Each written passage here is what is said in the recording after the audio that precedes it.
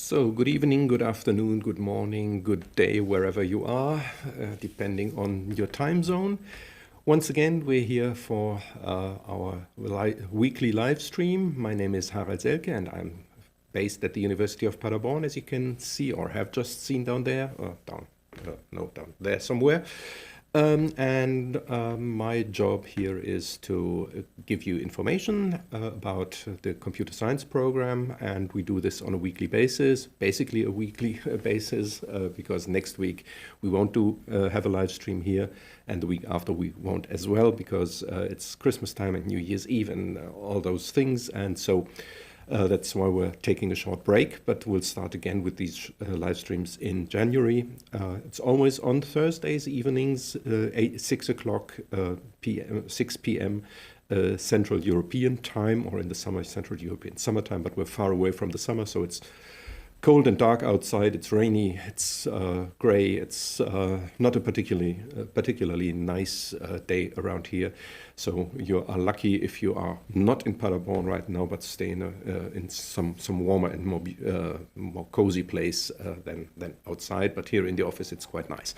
So I'm sitting here, and as I said, we'll do this weekly, basically, and every Thursday in the first 2 weeks, the program is geared towards our bachelor students, and that is why those two programs are in German. The one is for prospective students and first semester students, or first year students, and the other in the second week is for our current bachelor students in the higher semesters.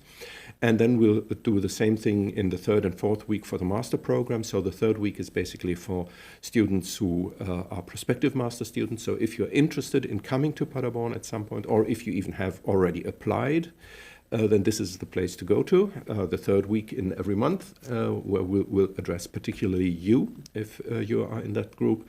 And in the fourth week, we usually address people who are already studying here in the master program. Of course, everybody is free to visit any of those live streams and ask any questions. So far, we didn't have too large crowds so that we wouldn't have been able to answer all the questions. It's just that, as I said, the first two in each month are in German, and the third and fourth then are in English. Or at least what I'm trying to utter here is should be somewhat related to English. So basically, tonight, as I said, we'll address students who maybe have already applied or who are interested in applying. And because we're currently in the process of evaluating all the applications that we had, the 30th of November was the last date when you could apply for the next summer semester. And if you want to apply now, you can do that, of course. Applications are always open. You can apply at any time to our master program if you're an international student, or anyways, if you're a German student, you can do so as well. But as I said, we're particularly concentrating on international students tonight. So you can basically apply at any time, and you have now time until the 30th of April if you want to apply for the next winter semester. So that would be starting in October. So people who want to start in next April, because April is when our semester starts here again. And if you want to do that, then you need to be, you already have to everything ready, and your application documents should already be there. And we are currently evaluating those. So we have right now, those, even though the application deadline was on the 30th of November, we are in fact still receiving applications because they need some pre-processing by UniAssist, because as you might know, you need to apply via UniAssist. More information about how to apply is below this video, by the way. There's a link to a page, and there you can check where you need to send your documents to and everything, and with lots of information about the requirements that we have and all kinds of stuff. And if there's any questions on that, don't hesitate to ask them right here in the chat, or contact me otherwise. Again, there's my website is linked below here, and you'll find my email address there, so you can contact me at any time. So if there's any questions about anything that you don't want to ask out here in the open, that's fine as well. Just contact me by email. That's the most, that's probably the best way to contact me. Okay. As I said, applications, you must have already submitted your application if you want to start it next April here in Paderborn at our university. But there's UniAssist, where you have to send all your documents. They do a lot of pre-processing. Like, for example, they are calculating the grades as equivalent to the German grading system, and they check if you have all the formal qualifications, like a general qualification to visit a university, that your bachelor degree is from an institution that is recognized in Germany, because there might be universities out there that hand out bachelor degrees that are not accepted here in Germany, and all kinds of stuff. They check if you have the language requirements. For example, you need to have certain requirements in the English language, which you have to have to certify by certificate by like TOEFL or IELTS or Cambridge. What's it called? Cambridge something document. And there's all again on the website that's linked below here. There you'll find all the information which certificates we accept for language degrees and which we don't. Just as a general rule of thumb, we basically everybody needs to have that, except for people from just a very few countries, and that's just 5 or 6 countries, like the US, the UK, of course, Canada, New Zealand, Australia, Ireland, and that's probably about it. So from every other if you're from any other country, if you studied your bachelor you studied your bachelor in any other country and made your degree, received your degree in any other country than one of those, then you will need to send one of those certifications for English language. And we don't accept if the medium of instruction at your university was English. That's just not enough. So you definitely need to have this English language certificate. And lots of other things which are being checked by UniAssist. And once they have done that, that takes a couple of weeks usually, up to 4 weeks. There's also some possibilities, because some documents you can hand in later than the deadline. So your basic documents need to be there by or have to have been there by the 30th of November. But certain documents you might be able to hand in later than that. And only once everything is complete and everything has been processed by UniAssist, only then we will receive your application. And that's when we start our work. So just this morning, for example, although 30th of November is already more than 2 weeks ago, or was more than 2 weeks ago, still this morning I received another 5 applications or so. And the day before that, I received like 15 or so. So there's always coming new applications.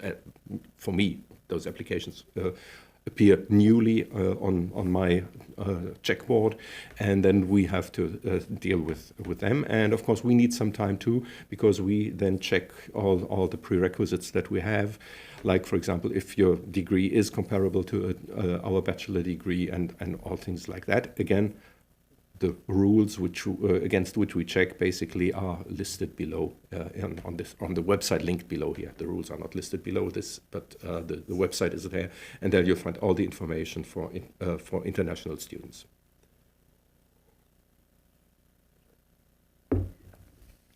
And so we already have we are currently at somewhat beyond 200 applications. I don't have the exact number ready right now.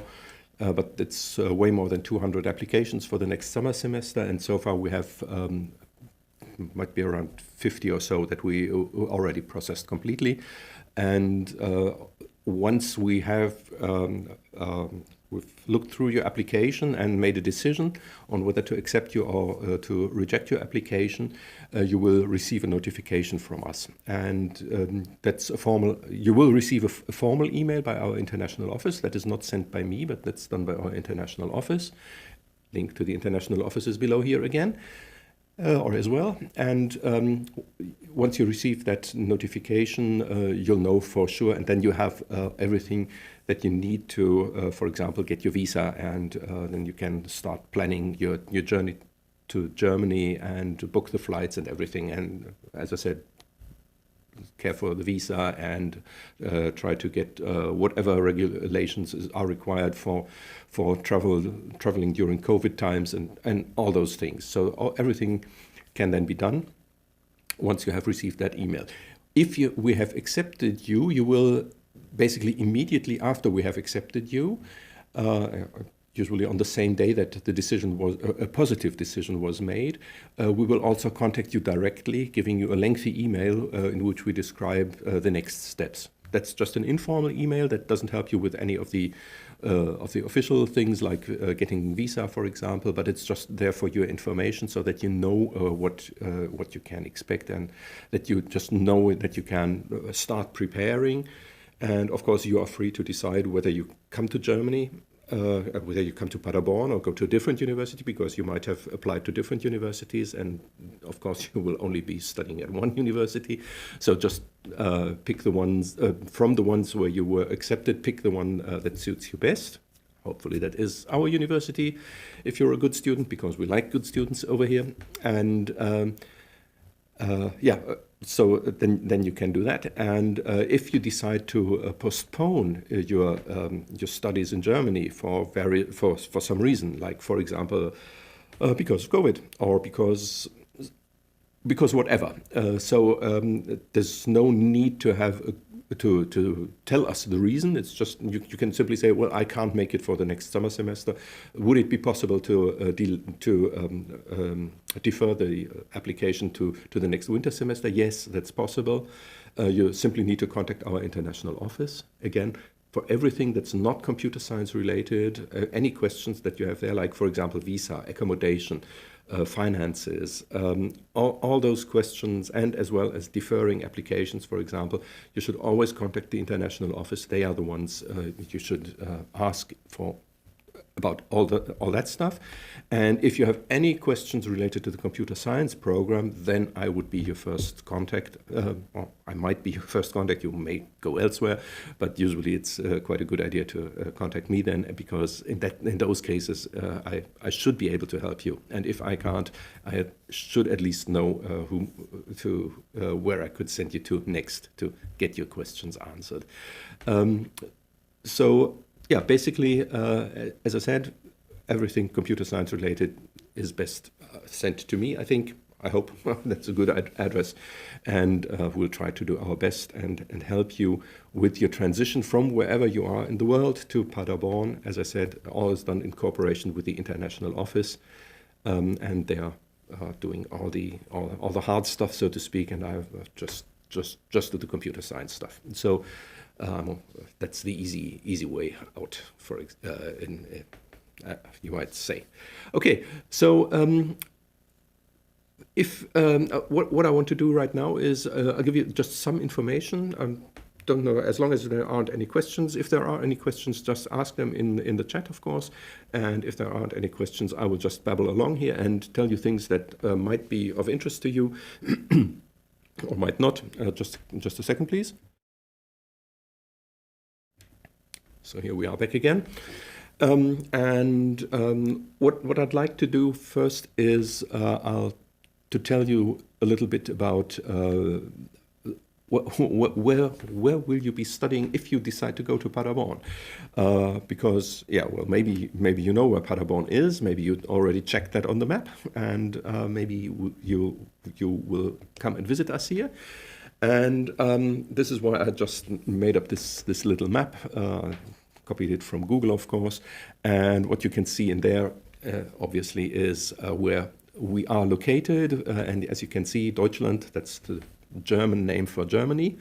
Der deutsche Name für Deutschland. So Germany in German is Deutschland. And well, that's quite somewhere in the middle of Europe. And as you can see here, this is yeah, well, it's really quite central in Europe. And the circle I drew in there is just to show you what is within a 500-kilometer reach around Paderborn. So just to give you an idea what the distances are. And as you can see here, there's, of course, you come here to study, but maybe you will also would also like to get to know something about Europe, something about the continent, something about the country of Germany, of course. So you might want to travel around a bit while you're here, because you will be here for quite some time, hopefully, if you complete your master here at our university. And so as you can see here, there's quite a lot of, I just named just a couple of cities that you can travel to from here quite easily, because they're all within a reach of 500 kilometers, which is probably, depending on the country where you are from, a large distance, or rather a small distance, because in many other countries like India, for example, a distance of 500 kilometers is probably close to next door. Or if you're from the US or from Australia, for example, the same holds true, I guess. In other countries, that's quite different. If you're from a very small country, of course, 500 kilometers is a long distance. But just to give you an idea which cities there are within a 500-kilometer reach, and thus you can easily travel to. Those are cities like Berlin, Cologne, Dresden, Hamburg, Leipzig, Munich. And what I left out here was Frankfurt, because Frankfurt is even much closer than that, and that might be the place where you fly into, because many of the international flights, Frankfurt is the biggest airport hub in Germany. You might also fly into Düsseldorf or Cologne or Berlin or Hamburg. Everything's possible because we're Paderborn is somewhat in the middle of Germany, and so many places are quite easy to reach. And so from Frankfurt, it's around a 3 to 4 hour trip, I would guess, by train. Best way to get from Frankfurt to Paderborn, I would guess, if you don't fly into Paderborn, which you can do as well, but it's usually not that. It's probably more expensive. So many people decide to go to one of the large international airports, like, for example, Frankfurt. Hanover is another one, smaller, but also very close. Düsseldorf is one. And from there you can travel by train. And there's if you decide to do that, you can book the train tickets ahead, of course, but there's, or you might have some special offer which combines train and rail and fly. And the other possibility, of course, is just to buy a ticket once you are here, and there's an app for that, of course. So it's the DB, the Deutsche Bahn, so the national railway system, and they run all the long distance trains and also many of the short distance trains, the local trains. And but basically, you can simply buy a ticket through the DB app, and then you'll be able to travel on any train. So that's quite a good idea, I think, to hop on the train and then come here. And once you are here in Paderborn, as I said, well, there is something we call the semester ticket. So local travel is free for you once you are a student of our university with your student membership card, with your student ID. You'll have a ticket that allows you for local train travel and local bus travel, and local means quite a large distance. So local train or regional train travel even, and bus travel is free for you then, so you don't need to worry about that. So you easily get around within the city, for example. And if you want to travel further away on the long distance trains, then again the DB app would be helpful for you to book trains or seats on a train to go somewhere. And as you can see here, those are all cities which are in traveling distance within half a day or so of traveling, 500 kilometers, because there's many high-speed trains going on along those routes. It's a little difficult from Paderborn to get onto those routes in many cases. So you need, for example, to go just to Bielefeld, which is just 30 kilometers north of here, and it takes you like 50 minutes to get there. But from there, you are in another 2 hours or so. You are then in Berlin, for example. So because the first 30 kilometers is the slow train, and then from Bielefeld to Berlin, it's the train just is on a high-speed track, and that's very fast. And in that sense, you can travel to all of these places very quickly. And as you can see, there's also even some international cities which are well in reach within those 500 kilometers. travel might be a little slower there because not all of those routes are high-speed routes. You can, for example, go to Amsterdam, to Brussels, to Luxembourg, to Prague, to Strasbourg. So that's already quite a good choice, I think. And if you extend your travel radius to 700 kilometers, you can see that you can even get to London or to Gdansk, for example, in Poland, to Vienna, to Zurich, and Milan in Italy, to Paris. So all of those cities are within a 750 kilometers distance. And if you even go to 1,000 kilometers, you are even in the Mediterranean from here. But that would take you really at a day of travel, I would say. If you're going by train, if you're flying, of course, that's another thing. You will be much faster. But yeah, well, let's see if flying is possible again at from which point onwards.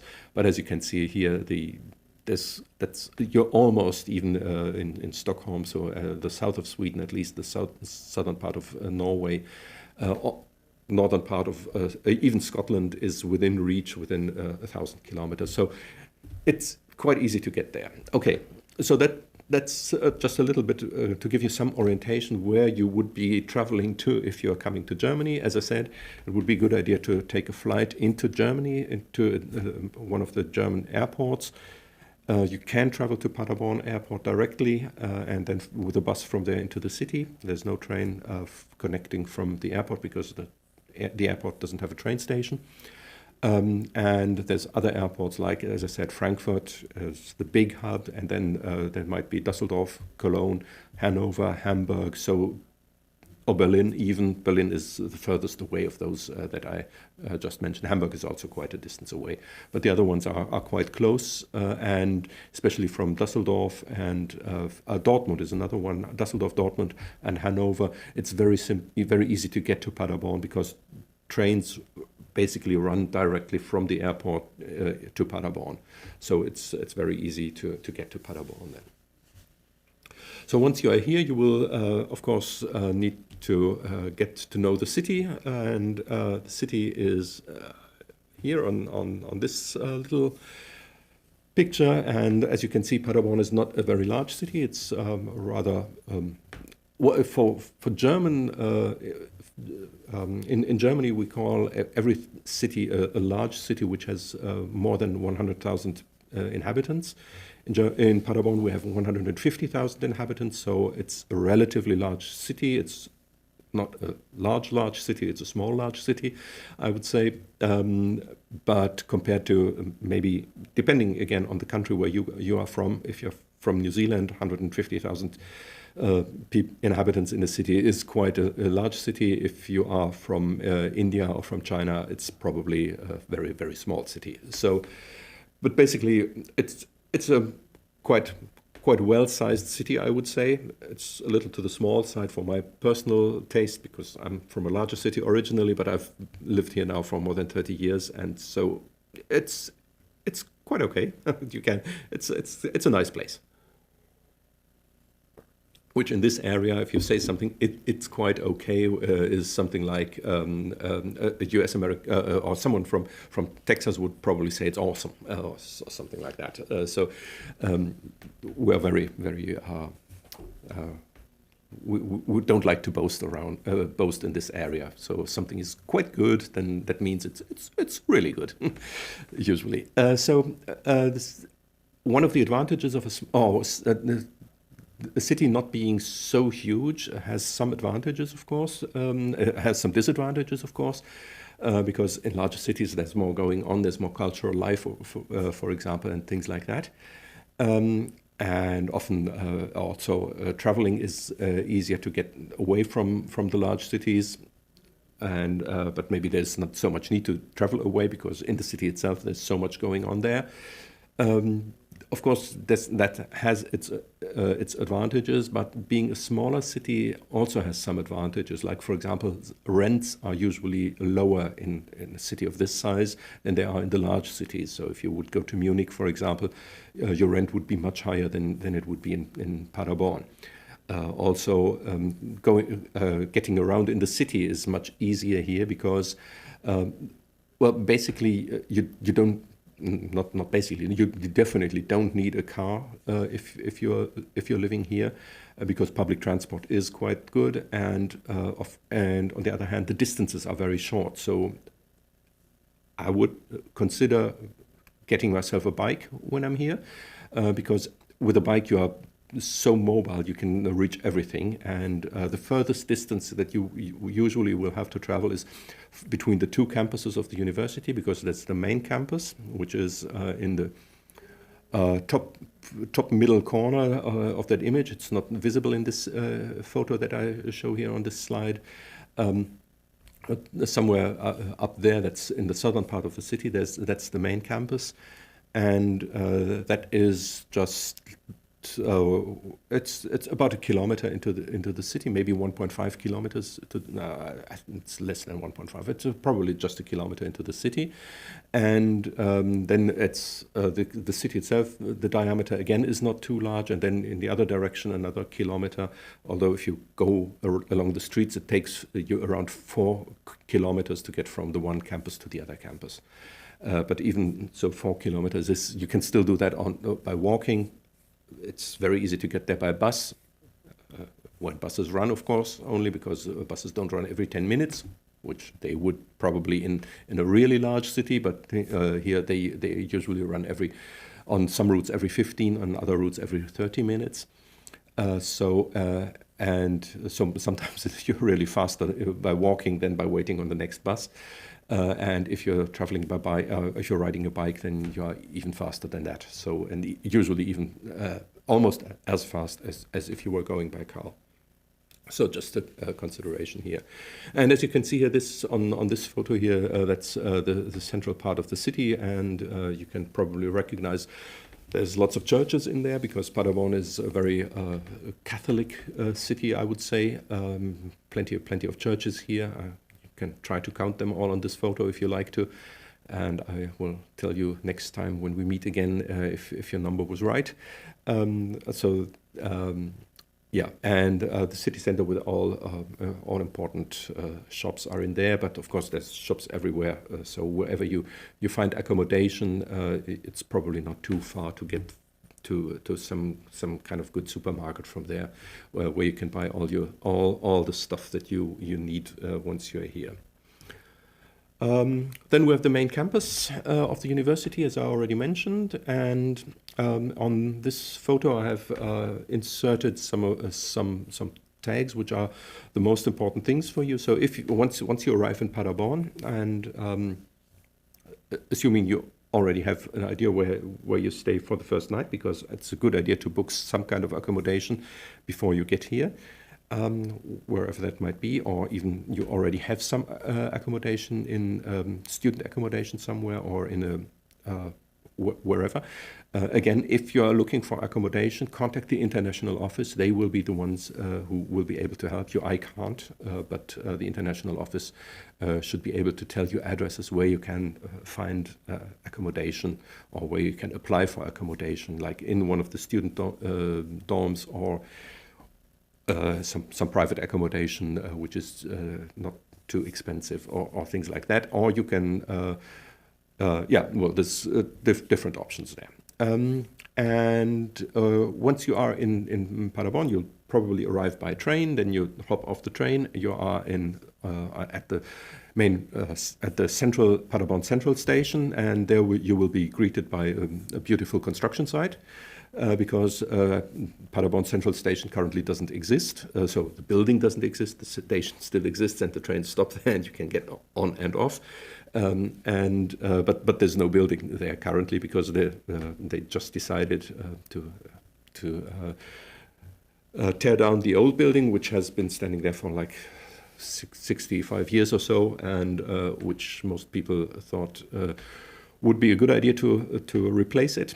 And so a new building, which is not particularly beautiful, but there will be a new building in the near future, but it's currently under construction. So if you arrive there, then please don't be shocked, because you will really literally be running into a construction site. And then you need to find your way out of that maze of signs, because everything is just very provisional, and It doesn't even help you if I would show you exactly how to get out of that maze right now, because next week everything might be different again. That's the problem with construction sites. Everything's changing constantly. And once you leave the railways, the central station, then on some hidden path, hopefully you'll find that. And then you'll come to the bus station, which is immediately adjacent to the central station, or to whatever there is left of the central station, and there you can hop on the bus and go wherever you want to, and for example to your student accommodation, or you go to the university. There's 4 bus lines going to the university. One is called the University line, but that one runs only every now and then. It's very irregular service. Usually it runs for just so that you can be at the university for the next lecture. So you'll just have to check the exact plan when those buses run. So there's the university line. Then there's the regular lines which go to the university are the number 4, number 9, and number 68 buses. So that's the 3 buses that you can take from there to the main campus. And depending on which of those buses you take, you either with the number 68 and the Uni line, they take you to exactly here where my photo is right now. There's the bus stop for that one, and the other bus stop is in where you see the big the large street there on over there. The one large street, 2 lanes in every direction, and then there's a bus stop there as well. What you can see there on the left-hand side, those red buildings, those are student accommodation, and so right in front of that student accommodation there is a bus stop, and that's the one where you would arrive if you come by bus numbers 4 or 9. And one of the first places where you probably go to might be the I building, which is right next to my photo here. And the I building is where the international office is, hence the name. No, it's really more of a coincidence, I think, that the international office is in the I building, but in fact it is. So, and there's also lots of other service facilities in there. And so that is definitely a good address to go to as one of the first places you might want to visit there. There's also there's the BI building right behind that. That's the library, Bibliothek in German, library. That's behind there, and then the next in line there. I didn't put letters on all of those buildings, but the next one there is the C building, and there's the Central Examination Office is in there, for example, which is another place where you will have to go to, and when you go from the I building down that path, so down that path over there to along the BI, the library, and towards the C building, and there you will also come to the main entrance of the university, and from there you can easily find the student office where you get your student papers and everything if you don't receive them from the international office. So that's some of the more important parts where you will be where you will have to go to during your first days here at Paderborn. Then there's other buildings like the O building, for example, where quite a lot of our computer science department is located. Not all of us are there, but quite a lot of people from the computer science department are located there. And behind that, the STW is the Studentenwerk, and they are the ones who organize the much of the student accommodation here at our university. So you might want to contact them. Again, all information via the international office, and because there you can apply for a place in one of the student accommodation places. As I said, one is in the lower left corner of this building. There's other ones here on the right hand side. Again, there's quite a bit of student accommodation, and yeah, quite a lot there. And then we have those 2 other buildings, AM, which is the Auditorium Maximum, the largest auditorium at the university, where some of the lectures take place. Probably none of the master lectures, because but many of the larger bachelor courses are in the Audimax. And then there's the L building, and there might be some of the larger. It's again an auditorium, or there's 2 auditoriums in there. And there, some of the larger master courses will be held in the L building. And there will be lots of other rooms around the university, but you'll find out once you're here. And finally, there's the X building, and the X building on this photo is not a building, because it's just a flat grass. There's nothing there in this photo on the X and the X space, but in the meantime, the X there is a building there.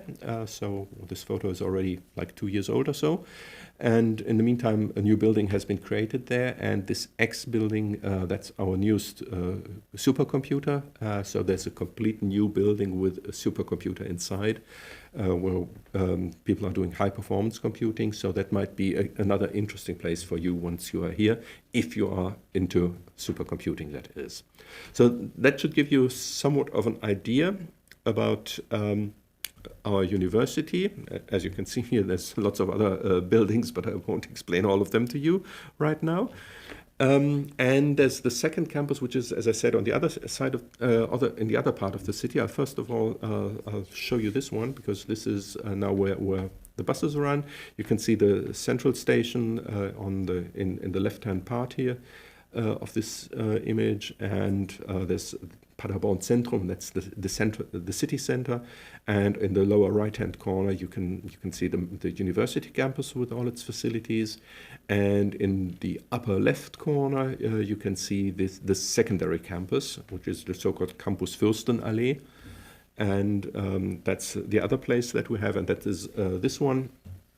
And there you can see just on the right-hand side up here, there's the F building, which is F for Fürstenallee. And that's exactly where I am located, where my office is, and where quite a few other people from the computer science department are located. Right next to me, so on the left, to the left of the F building, that's a building that's not related to the university. That's the Computer Museum, the Heinz Nixdorf Museumsforum, one of the largest computer museums in the world. And then again, next to that is a private university. Next to that is the ZM or ZM, depending on where you are located. I would say ZM1 building and the ZM2 building, which is still under construction on this photo, but is completed by now. Has already been completed like for a year. And those are another 2 university related buildings, I would say, because they are partly inhabited by the university, or mainly by computer scientists, and partly by the Fraunhofer Gesellschaft, which is one of the large research institutions in Germany, and they have a Fraunhofer Institute in that building. And in ZM2 there are also research-related facilities of several companies of the region, regional companies, and which are sometimes quite big companies. That's also a good opportunity, by the way, to get a job while you're studying here, because there's many contacts between the university and those companies. And everything is research related. Most of the stuff is also computer science related, so that's a good address as well. And of course, some of our colleagues are located in the ZM1 and ZM2 building, but very few, but some of them, and they have good connections. So that's another probably interesting place where you might wish to go to. So that's just a little bit about the university that we have here, and what Paderborn, where Paderborn is, what Paderborn looks like, and what the university looks like. Just from building-wise, that is to say, not about the research groups. You can find information at cs.uni-paderborn.de. And there you can go onto the research tab, and there you'll find information on which research groups we have here in our institute. And of course, we'll be offering plenty of courses if you once you are here to study here with us. And I'm just looking for the correct slide here. That's the wrong one, of course. It's another wrong one. So here we go. Nope. So here we go. So I should also show this to you. Okay, so you have managed to come to Germany, you have managed to come to Paderborn, and you have managed to come to the University of Paderborn. So basically the first three levels are completed. Now comes the fourth level, and the fourth level then is to find your way into your study program. And the study program is well, our master program, and in that master program you have to study one of you have of course to book courses or modules, as we call them. A module and a course is basically the same thing. So you have to take those courses, take exams in all of those courses, and you have to pass those courses, of course. And in addition to regular courses, there's also some other things like seminars and project groups. I won't talk about them today, but they are important as well. And you have to do your master's thesis. I won't talk about that today as well. Only just mention just a little bit about it. And what you basically need to do for your first semester is to choose some courses. I'll come back to that in a minute on what my recommendation would be, what to do in the first semester. But just to give you a general idea about the course, the structure of our program, this is basically what it looks like. So you have to study 8 modules once you are here. And as I said, each module is a course. Each course has 6 ECTS, which is 6 credits, European Credit Point Transfer System. That's what ECTS stands for. So that's about just the amount of work you have to do basically. That's what the credits say, and you probably know that from your own university already, although the credit system might be different there. We usually have 30 credits in each semester, and as you can see here, in the first semester we simply recommend that you take 5 modules, that is 5 courses. I'll come back to some details in a minute, or in 5 minutes or so. And as you can see here, there's all in all, you have to study 8 of those modules, 8 courses that you need to complete in order to get your master's degree.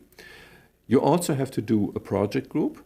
As I said, I won't talk about the project group today. It's just a big project where you work together with with a group of other students, like 10 to 15 other students, and you're working on a research-related project. That's all I'm going to say about that today, unless there's any questions. Otherwise, I'll talk about that in one of the future live streams here.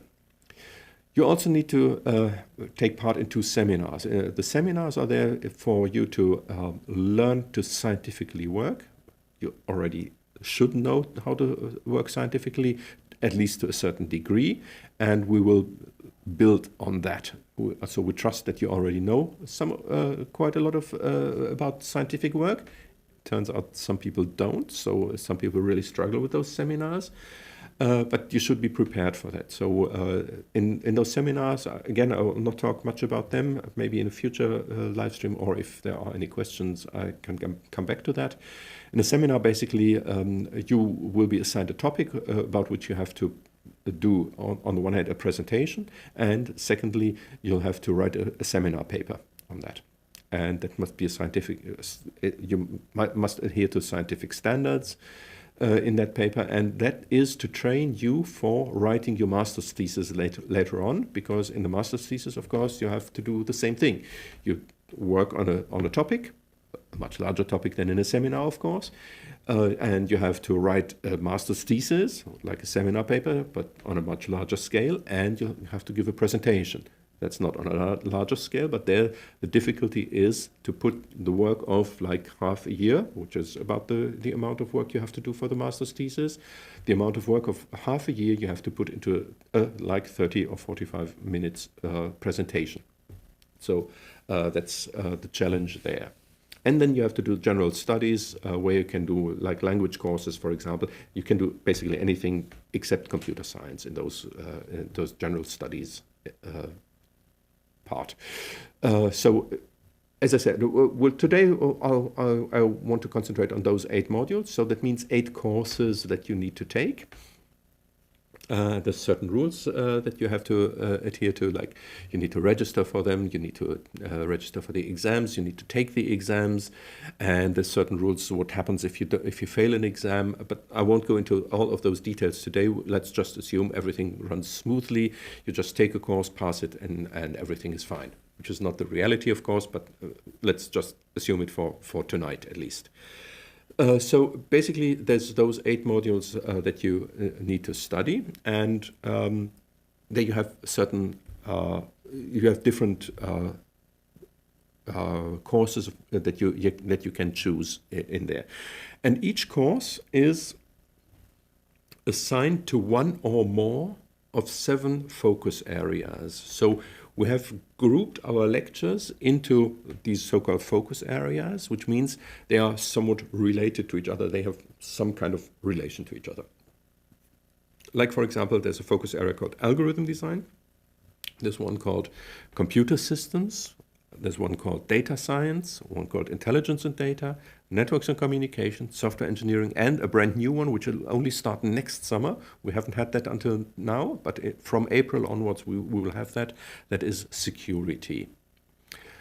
And it's so brand new that even up there, my little diagram only shows 6 of them, because I didn't have time today to draw a heptagon, I think it's called. So it's still a hexagon up there, because the 7th area is not in there yet, but it will follow. That's my next challenge: draw a heptagon and put all those acronyms in there again. You need to specialize in one of those areas at some point in time, but you don't have to do that right at the beginning. So when you arrive at Paderborn, you don't have to say, I wish to specialize in data science or in security or in software engineering or whatever. You don't have to do that. It's just, if you already have an idea where you wish to specialize, it's okay, but you don't have to tell anybody. It's just for you, for yourself, for your planning. And you can decide later on where you want to specialize, because sometimes you might find out, well, it's not that interesting. It's just different than what I expected it would be, and so I might be better off in a different area. Or like, for example, our current students, they haven't been able so far to go into security, because the security focus area doesn't exist right now. It only exists from April onwards. But people might still have decide to go into that focus area, because maybe some of the courses they already took are also located in the security focus area, and so they can move there, and then they pick some more courses in that area, because to pick something as a specialization means 2 things basically. One thing is you need to have at least 3 of those 8 modules that you need to study within that area. So I won't go into the details about planning all those future semesters and planning the specialization and everything. We'll come back to that in a future live stream here if you wish to, or if there's any questions, of course, I'm willing to answer them. And the second thing, so basically, so just keep that in mind. Wherever you wish to specialize at some point in time, and you must do that at the latest point for deciding where you want to specialize is when you pick your master's thesis.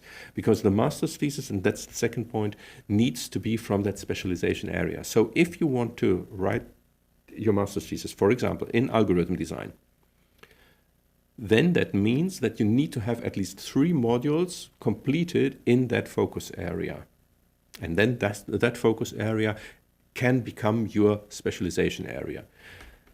It doesn't mean that this is the only area where you have 3 modules. You might also have other areas, like, for example, you might also have 3 modules in software engineering, 3 in algorithm design, and maybe just 2 in intelligence and data. And then that would mean that you can pick either algorithm design or software engineering as your specialization. That means you can write a master's thesis in one of those 2 areas, but you couldn't write your master's thesis in intelligence and data, because there you only have 2 modules. So it requires some planning, but that planning doesn't have to be done right now before you start your studies. So that's something you do alongside your studies. While you are studying, while you study along, at that time you simply decide where you wish to go to. So, and you can move things around in a certain manner, at least, because some modules, as I already said, belong to more than one of those focus areas, and so there's lots of opportunities. It's just something to keep in mind, that you need to specialize at some point in time, and that you need to plan somewhat ahead, but you don't have to plan ahead right now, and you don't have to decide everything by now. So if you just start studying and don't have any idea which area might be yours, or if you already have an idea which might be yours, but you are open to surprise yourself, so that's perfectly fine. I think it's even, I would even think it's the normal thing to do, not already being sure about where your specialization will be in 1.5 years from now or so. So for the first semester, you don't have to have an idea, or you might have an idea, but you don't have to have an idea where you want to specialize in. So that's what I mean by these wise words up there. There's no need to decide when starting, but it's good to have an idea which direction you wish to take. As I said, a rough idea is enough, or even if you don't have any idea at all, if you just say, no matter what, but it should be computer science, then that's fine too. But you need to plan ahead at some point in time, and that's the second point here on the slide. Plan ahead, and ideally try to have 3 modules in the focus area you wish to write your master's thesis in after 3 semesters. So not even in the first semester. That means in the first semester, the whole choice is yours. You can pick any courses, and you should pick along your interests. So just look which of the courses sounds interesting to me, and which of the courses do I believe I can manage also. Because there might be courses that you think, well, it sounds interesting, but I'm not so sure if I really have the prerequisites to take part in that course, because, well, some stuff might be more difficult than others, and it depends very much on what you learned in your bachelor degree. Maybe you have all the knowledge, maybe you are lacking some of the knowledge, and yeah, that's a bit of a problem, of course, then. So yeah, you just need to find out. Yeah, and the text that is here behind me right now is, it says you can't start your master's thesis if you didn't fulfill this requirement of those 3 modules in the specialization. So that's very important to keep in mind, that you need to have that. Okay, so, oh, what's that?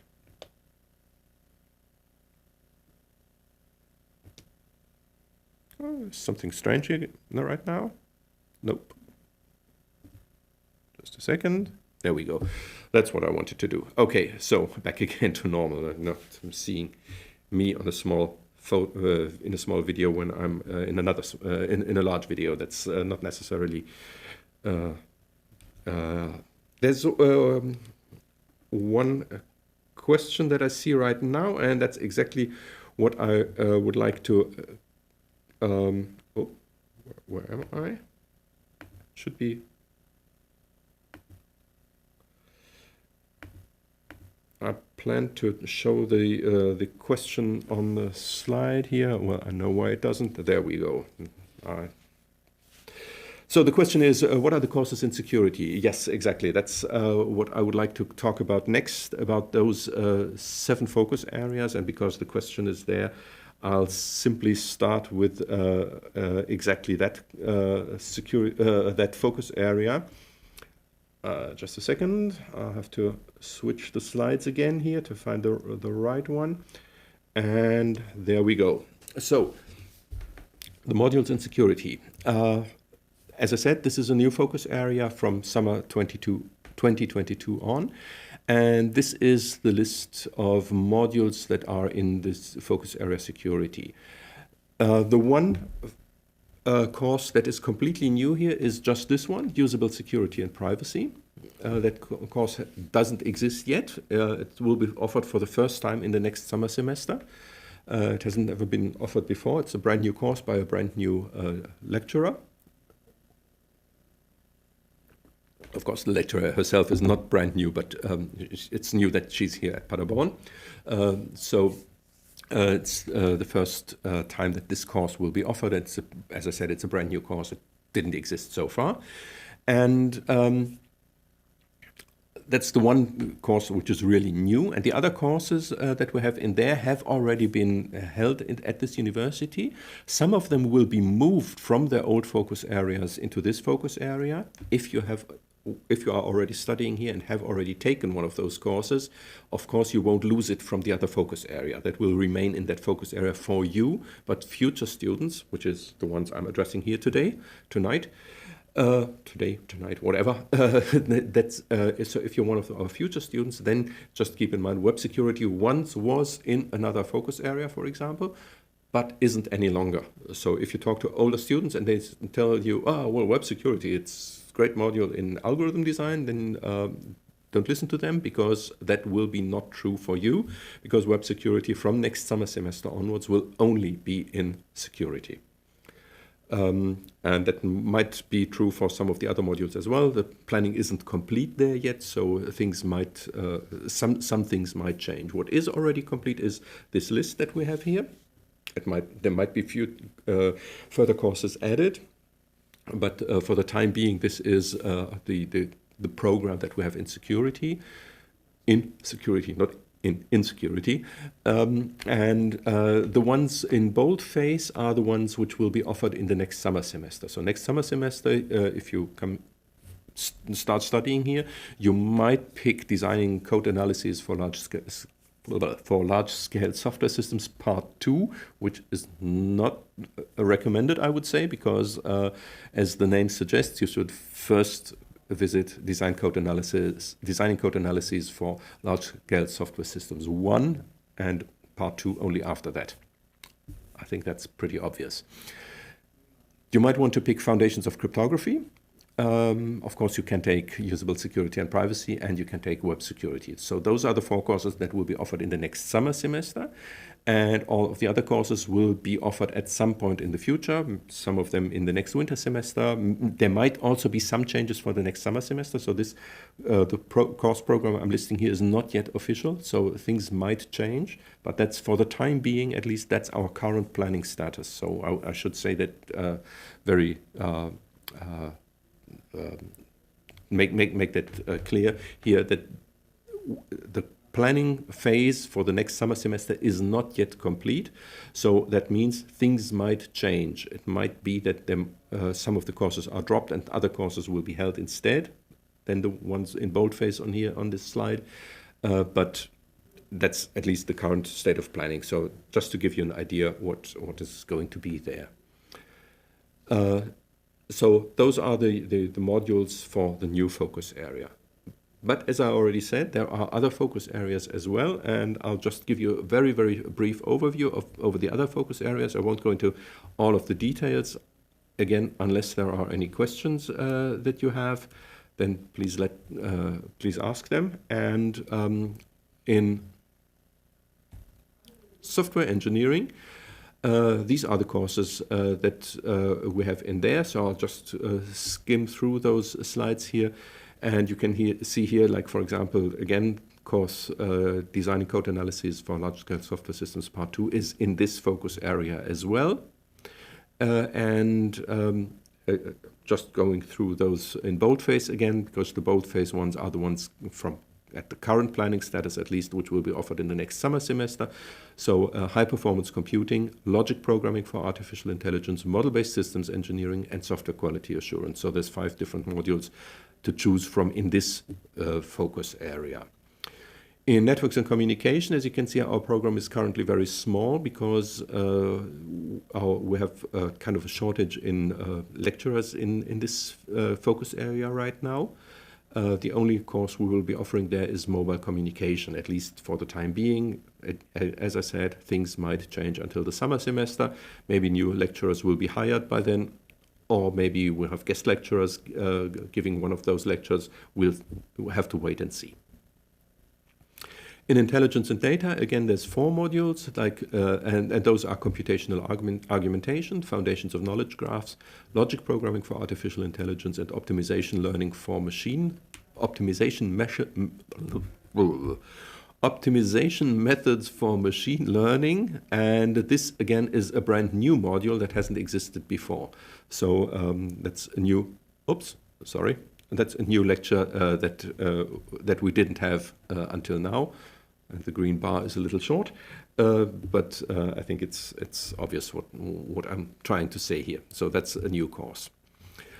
And then we have modules in data science, of course, and then we have one in, at least to my knowledge, is in German language. So if you are not fluent in German, then that course is not for you probably, which is called Digitale Sprachsignalverarbeitung, digital language signal processing or something like that.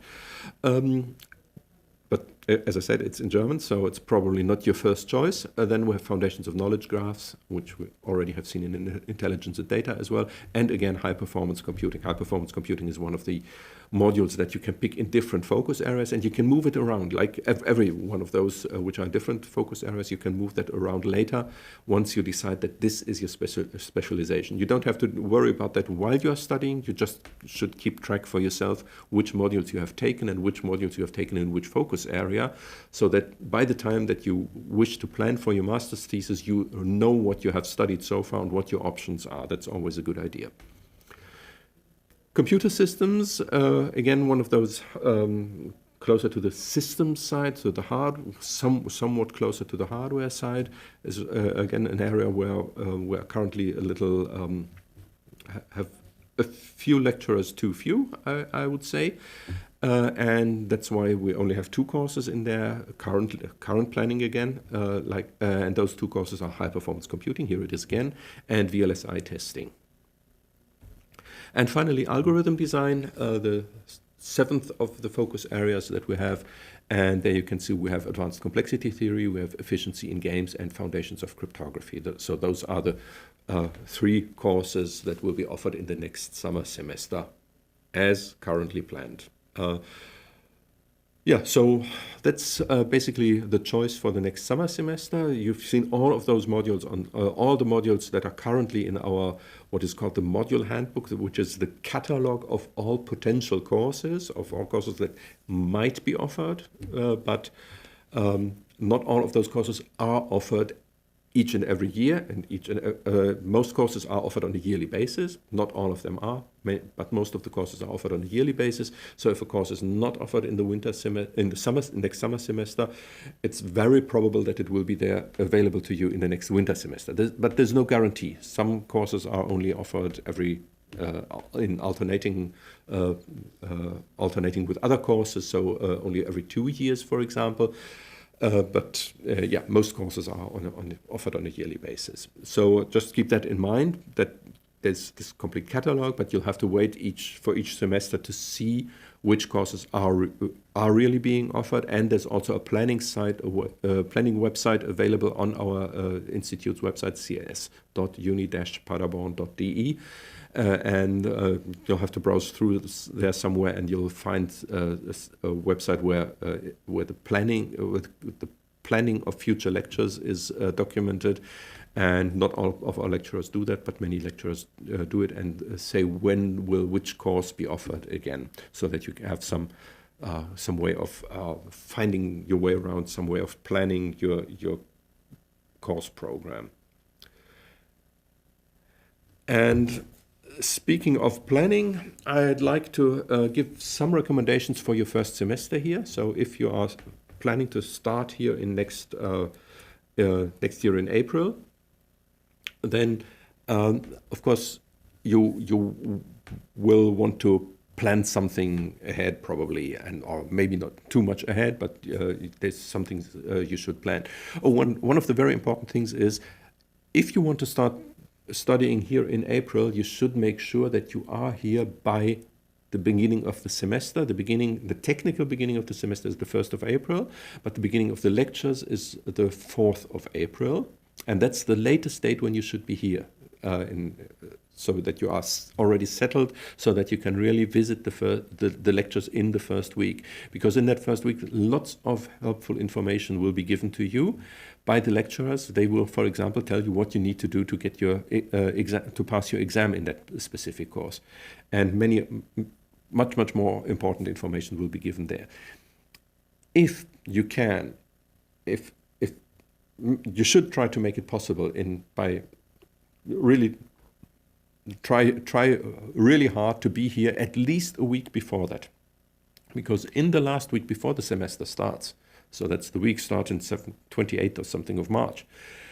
In that week, we will have a so-called welcome week. It's organized by the international office down below, the link, and we will also send that in our welcome email to you when some more information at least about that welcome week. And in that welcome week, we will you will meet many different people, me among many others. And we will try to help you find your way into living in Paderborn, studying here at Paderborn, studying computer science in Paderborn. So lots of information, and if you miss that week, you might really have a hard start here. So you might have run into trouble, which you can easily avoid if you take part in that welcome week. Also, our student council will be there. They will give you lots of helpful information. So many different people who will be there, and everyone will have to tell you something about things that are helpful or that you need to know in order to get your study program organized once you are here in our department. But apart from that, so again, assuming you have come to Germany, you have come to Paderborn, you have found the university, you have found your way into our welcome week, and now you are thinking about which lectures should I take part in. Currently, as I said, we're in the planning phase for the next summer semester. That means the course catalog isn't yet complete, and that's why it's not yet publicly available. The course catalog will be made publicly available sometime in January. I don't know the exact date, just check it out. The address is paul.uni-paderborn.de. I guess I put the link below here. I'm not sure, but I guess I did. And there you'll find the course catalog once it's been published. And I'll come back to the question. There's just a question, and I'll come back to that question in a moment. And my recommendation for that first semester would be to pick 5 modules, as you've seen on the diagram that I showed earlier. The recommendation is to study 5 modules with 6 credits each in the first semester. And I would suggest to do exactly that. Pick 5 modules and don't be too tactical. So basically, don't think, oh, that sounds like an easy course or something like that. It might not be. So just choose along your interests. So I mentioned this module handbook. Our course catalog there's the online version, and there's also the so-called module handbook available via my website down below here. And there's detailed descriptions of all the courses that are in our course potentially in our course catalog.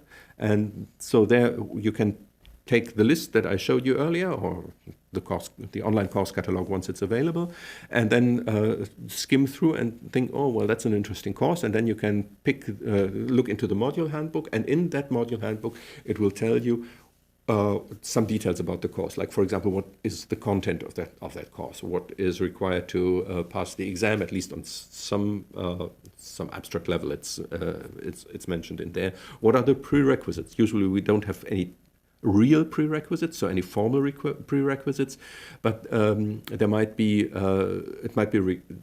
that the lecturer assumes that you have knowledge in certain areas, and you might have that knowledge already from your bachelor's studies, or you need to take care of that deficit of any deficits yourself, of course. So just pick from those modules. After reading the course descriptions, just pick the 5 modules that seem to be most interesting to you. If you already have an idea which focus area you might want to specialize in later on, As I said, you don't have to, but if you already have an idea, then try to pick at least 2 from that area. So as you saw, if you want to specialize in networks and communication, it's no good time to pick that right now because there's only one module being offered. But for all of the others, you can do that. So just try to pick at least 2 from that area. So if you do that, then later on you only need one more module from that focus area, and you can choose that focus area as your specialization later on. But as I said, just if you already have an idea. If you don't have an idea which focus area you wish to specialize in, as I said, no clue at all, no idea at all, don't worry. It's not a problem at all. And just pick any modules that seem to be interesting to you. Just pick any of them and just do something that sounds interesting to you, because if you're interested in something, then you usually will be good in it.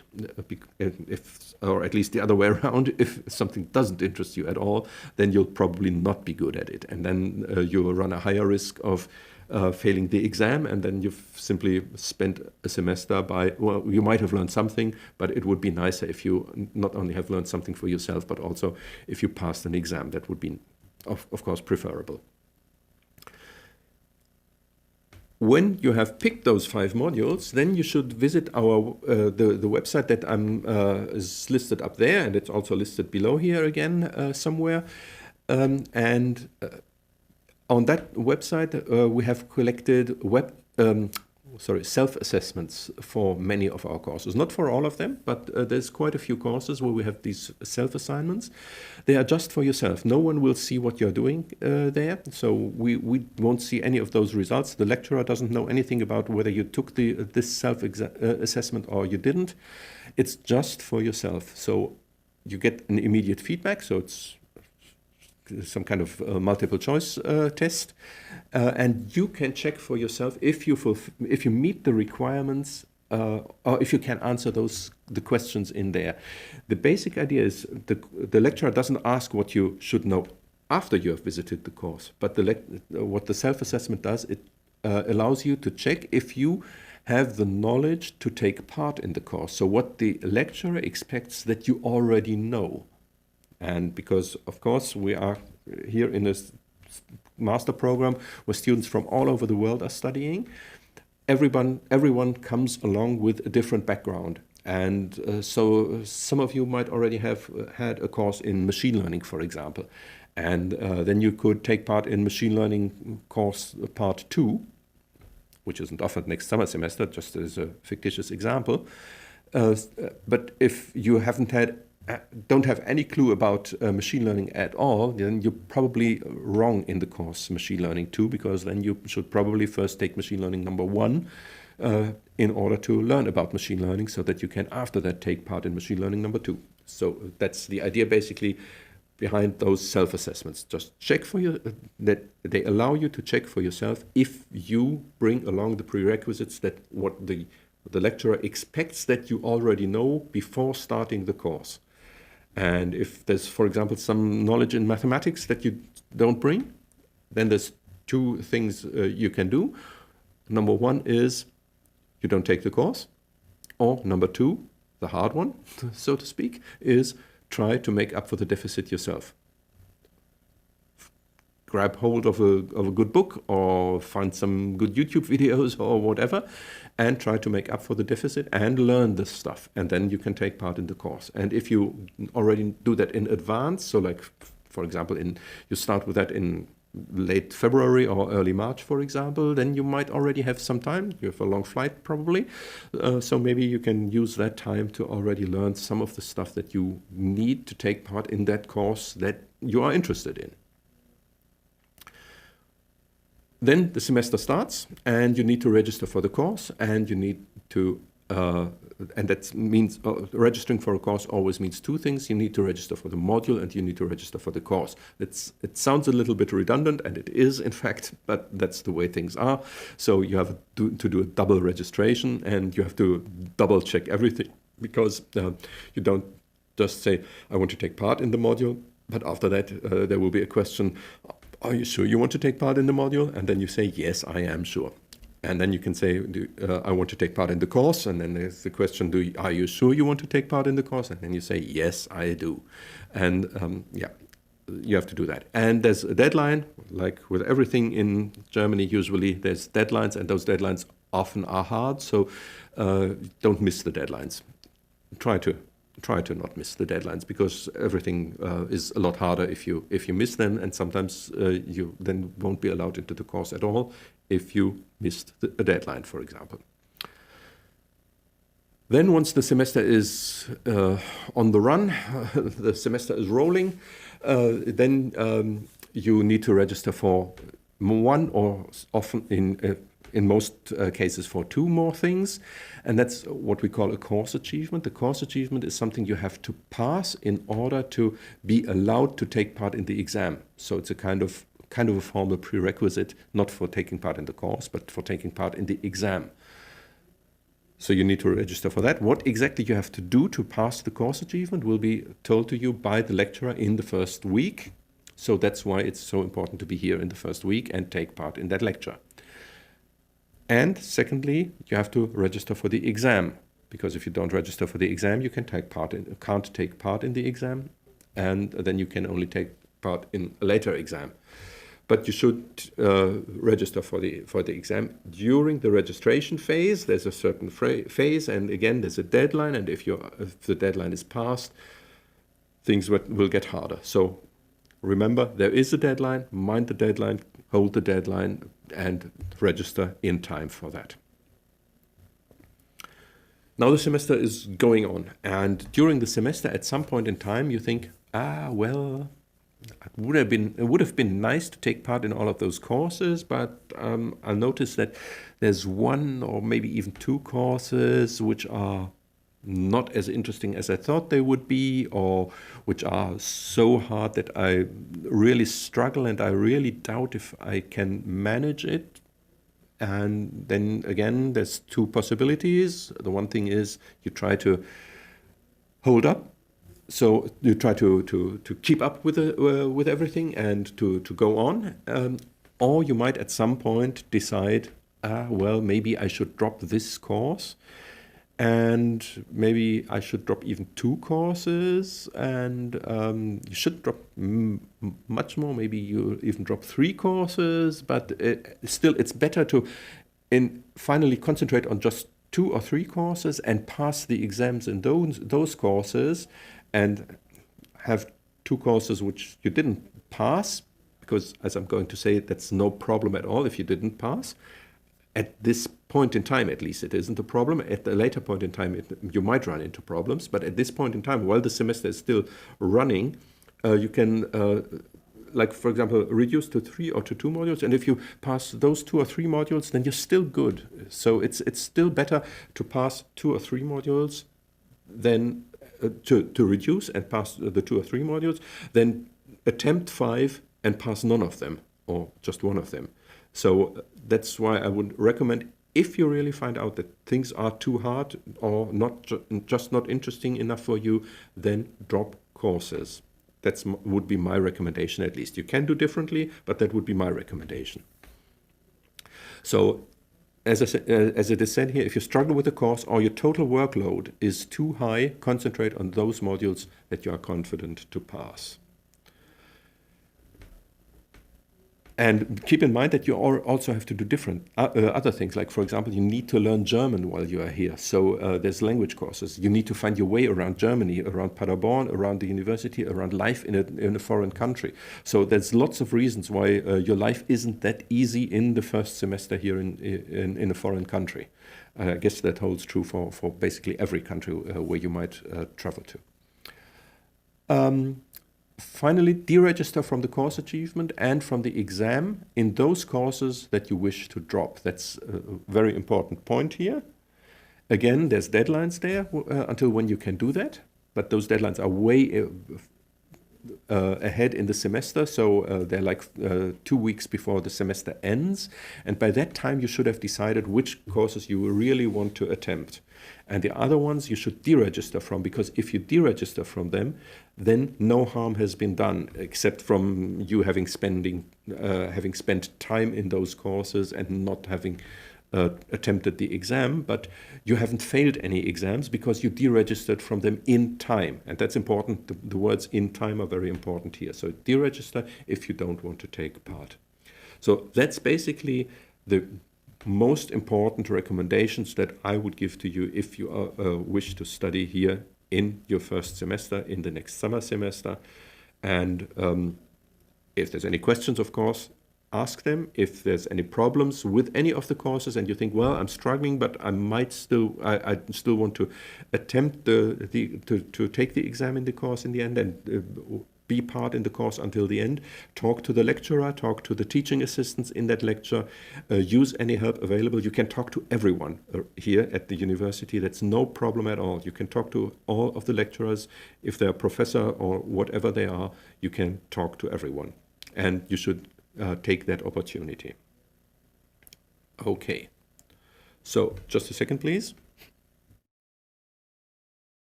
I was afraid I had to sneeze, but I didn't. So, okay, so there is one more important question here, and that is the question, will the semester be online or offline? That is indeed a good question, and I'd like to give you an answer there.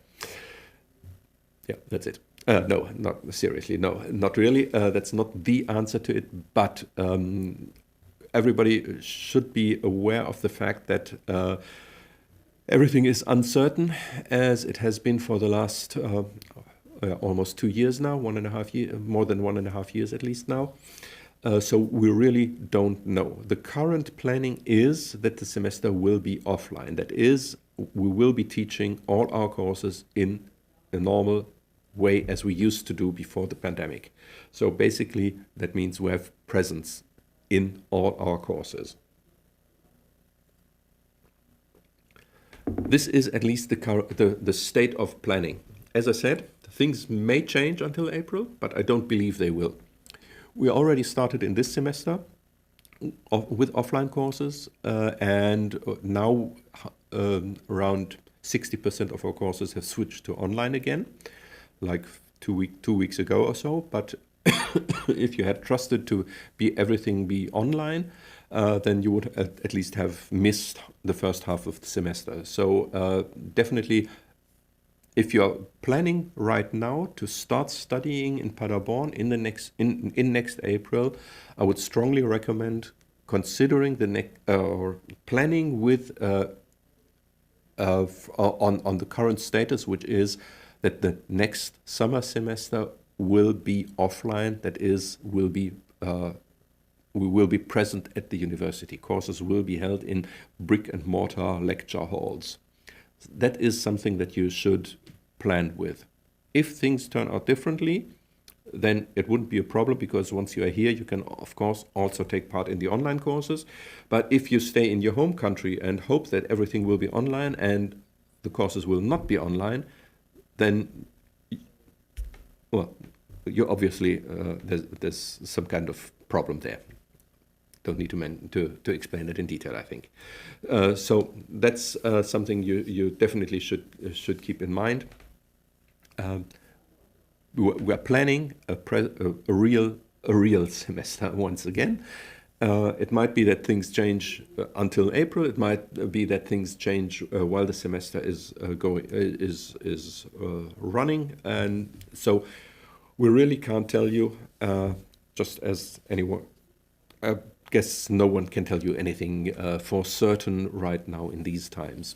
So we'll really have to see. But as I said, if you wish to study in Paderborn, beginning next April, try to be here, and try to be here by the 28th of March, I think it is. I don't have the exact date. Just try to find, see if I can find the date here. No, I can't. Don't have the date handy right here. Okay. No, sorry. Yeah. No, sorry.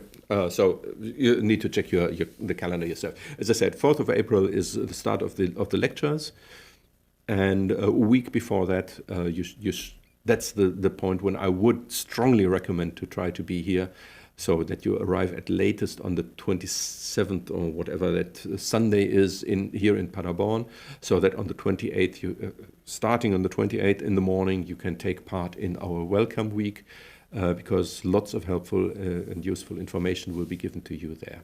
So that's what I would definitely recommend doing. Okay, so this was quite a bit longer than I had planned to, because there was somewhat a lot I wanted to talk about. And maybe you watch this after the fact and you'll find some useful information in here, or you were watching it today or tonight or whatever it is. Here it is tonight. In your place it might be today, or even the early morning of something, I don't know. As I said, we will have another live stream focused on on prospective master students.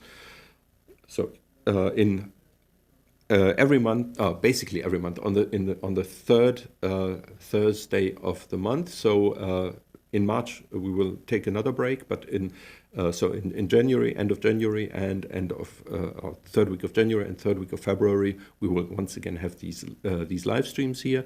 And if there's any questions, you're welcome to ask them, of course, and you can tune in. If you wish to tune in to another of those live streams, you are welcome as well.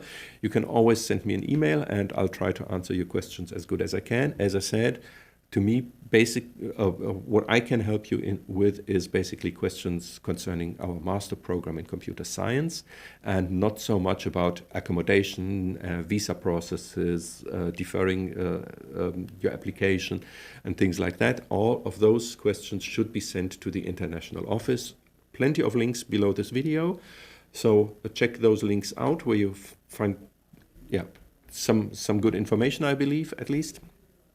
And try to find out if those websites can answer your questions, or otherwise, as I said, contact either the international office or me, depending on what your question is about.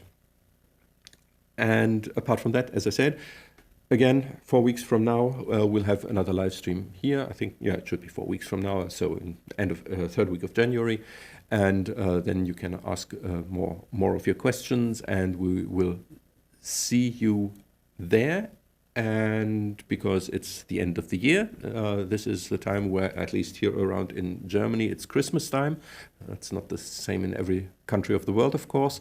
But for us, it's Christmas is approaching, and this is why we have the kind of a silent period ahead of us, where we will basically be offline.